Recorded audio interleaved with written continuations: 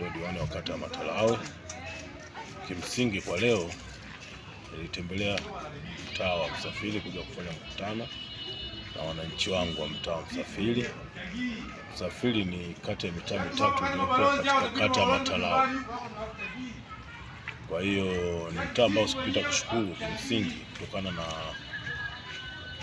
hali ya jiografia ya masika, sababu mikutano mingi tunafanyia nje. Sasa hizi kumetulia, ndio tunapita kushukuru na kusikiliza kero za wananchi. Kwa hiyo nilikuja kuwashukuru wananchi kwanza kwa kunipigia kura nyingi kama mimi diwani wao, lakini kuwashukuru kupitia kumchagua Daktari Damas Ndalo kama mbunge wetu, lakini pia tumeshukuru kwa kumchagua Daktari mama yetu mpendwa Samia Suluhu Hassan kama rais wetu kwa kura nyingi na kura za kishindo. Tukasema asante sana kwa wananchi kwa kutupa gurudumu, na sisi hatuna cha kuwalipa zaidi ya kuwalipa maendeleo. Kwa hiyo nilikuja kuwaambia kazi zinazofanyika na serikali yao tukufu ya mama Samia Suluhu Hassan katika kata ya Matalawe, lakini hususan mtaa wa Msafiri.